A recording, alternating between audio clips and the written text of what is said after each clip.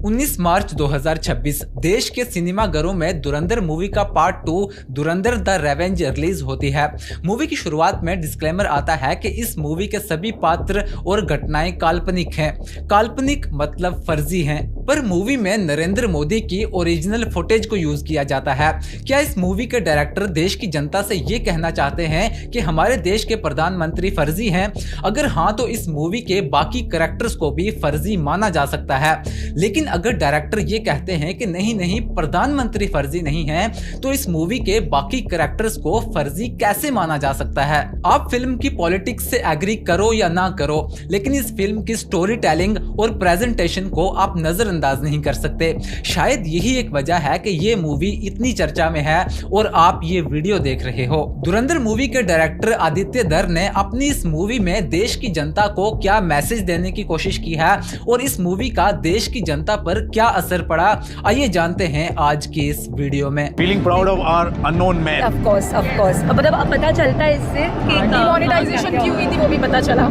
नोटबंदी के बारे में आप जान गए सब पूरा देश कि क्यों नोटबंदी हुआ था, अब पता चला। बाप की चड्डी फटी पड़ी है, घर में चूल्हे नहीं जल रहे, बेटा मूवी तो आप सबने देखी होगी, इसलिए हम कैरेक्टर्स की स्टोरी पर नहीं बल्कि फैक्ट्स पर बात करेंगे। धुरंधर मूवी के रिलीज होते ही लोगों ने ये एलिगेशन लगाए कि ये बीजेपी का प्रोपेगेंडा है। अब इसमें कितनी सच्चाई है, आइए समझते हैं। हमजा पाकिस्तान गया साल 2004 में, अरशद पप्पू मारा गया साल 2013 में, एसपी असलम मारा गया 9 जनवरी 2014 में, इलियास कश्मीरी मरा 3 जून 2011 में। पर मूवी में ये दिखाया गया कि इसको बीजेपी के टाइम पर मारा गया, पर रियलिटी में इसको कांग्रेस के टाइम पर मारा गया था। फिल्म में अतीक अहमद को दिखाया गया है जो शरेआम अपना क्रिमिनल रैकेट चलाता है, पर उसको कोई पूछने वाला नहीं होता। पर इस फिल्म में जो डेट दिखाई गई है उस वक्त यूपी में बीजेपी की सरकार थी और राजनाथ सिंह यूपी के चीफ मिनिस्टर थे। अब जो राजनाथ सिंह सिर्फ उस वक्त अतीक अहमद को नहीं रोक सके, उन्हीं राजनाथ सिंह को बाद में पूरे देश का डिफेंस मिनिस्टर बना दिया गया। इसके बाद जमील जमाली पाकिस्तान गया 45 साल पहले, तब भारत में इंदिरा गांधी की सरकार थी और राव बना 1968 में, तब भी भारत में इंदिरा गांधी की सरकार थी। इन सारी चीजों का नरेंद्र मोदी और बीजेपी से कोई लेना देना नहीं है, ये सारी चीजें कांग्रेस के टाइम पर हुई थी। लेकिन इस पूरी कहानी में बीजेपी के उस फैसले को सही साबित करने की कोशिश की गई जिस फैसले से बीजेपी खुद जनता से छुपती फिरती है, और वो फैसला था डिमोनेटाइजेशन।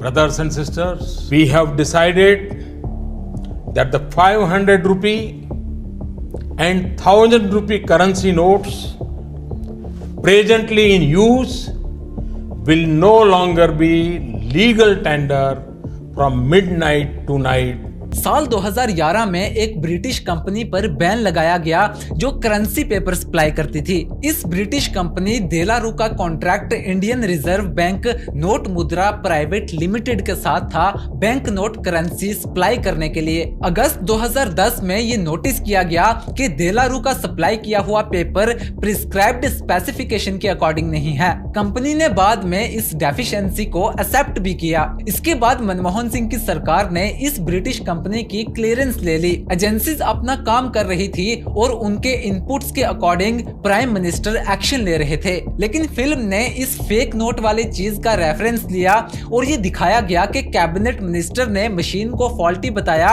जिसके बाद वो मशीन पाकिस्तान पहुंच गई। फिल्म दिखाती है कि पाकिस्तान ने पहले इंडिया में 11,000 करोड़ रुपए भेजे और उसके बाद 60,000 करोड़ और भेजने वाले थे यूपी इलेक्शन को फंड करने के लिए। जिसके बाद इंटेलिजेंस एजेंसीज ने पीएम को ब्रीफ किया और प्राइम मिनिस्टर ने नोट को ही बैन कर दिया, जिसकी कोई सेंस नहीं बनती। अगर देश में ब्लैक मनी आने वाला था तो उसको पकड़ने के बजाय पूरे देश की करेंसी को ही बैन कर दिया। लेकिन सच ये है कि डिमोनेटाइजेशन के दौरान 15.41 लाख करोड़ में से 15.31 लाख करोड़ वापिस बैंकिंग सिस्टम में आ गए, मतलब 99.3% नोट्स वापिस आ गए। लेकिन डिमोनेटाइजेशन एलिगेशन की वजह से देश की जीडीपी पर लॉन्ग टर्म इफेक्ट पड़ा। एटीएम लाइंस और कैश क्राइसिस की वजह से कम 80 लोगों की जान चली गई। कुछ लोग बैंकों की लाइनों में खड़े खड़े मर गए, कुछ लोग एटीएम के पास हार्ट अटैक से और कई बैंक एम्प्लॉयज ओवरवर्क की वजह से मारे गए। हॉस्पिटल में लोगों का इलाज नहीं हो पाया क्योंकि कैश नहीं था और इस मुद्दे को बीजेपी ने इतने सालों से दबा कर रखा था, पर इस मूवी ने इस मुद्दे को वापस सुर्खियों में ला दिया। मूवीज जैसे द ताज स्टोरी और बंगाल फाइल्स इतनी डेंजरस साबित नहीं हुई क्योंकि वो बेकार फिल्में थी, लेकिन धुरंधर एक इंगेजिंग मूवी है। देशभक्ति की आड़ में एक तीर से दो शिकार किए गए, पहली डायरेक्टर की कमाई और दूसरा सरकार का प्रचार, क्योंकि टॉक्सिक मूवी भी इसी महीने रिलीज होने वाली थी जो कि अच्छा परफॉर्म करती, लेकिन उस मूवी को पोस्टपोन करवाया गया डैडीज होम और धुरंधर को मार्च में रिलीज करवाया गया। इसके पीछे का एक कारण अप्रैल में होने वाले चुनाव भी हैं, क्योंकि भारत के 5 राज्यों में चुनाव होने हैं, तमिलनाडु, पश्चिम बंगाल, केरला, पुडुचेरी और आसाम। मूवी के रिलीज होते ही बीजेपी के कुछ लीडर्स अपने इंटरव्यू में कहते हैं कि जो धुरंधर देखेगा वो बीजेपी को वोट देगा। That means जो धुरंधर देखने जा रहे हैं वो लोग बीजेपी को वोट डालने वाला है। अच्छा है मेरे लिए। सोचिए, ये सरकार काम के नाम पर वोट नहीं मांगती, बल्कि ये वोट मांगती है धर्म के नाम पर। ये सरकार वोट मांगती है देश के शहीदों के नाम पर। मेरे फर्स्ट टाइम वोटर से कहना चाहता हूं कि आपका पहला वोट पुलवामा में जो वीर शहीद हुए, उन वीर शहीदों के नाम आपका वोट समर्पित हो सकता है क्या? और ये वोट मांगते हैं अपने प्रचार प्रसार के दम पर।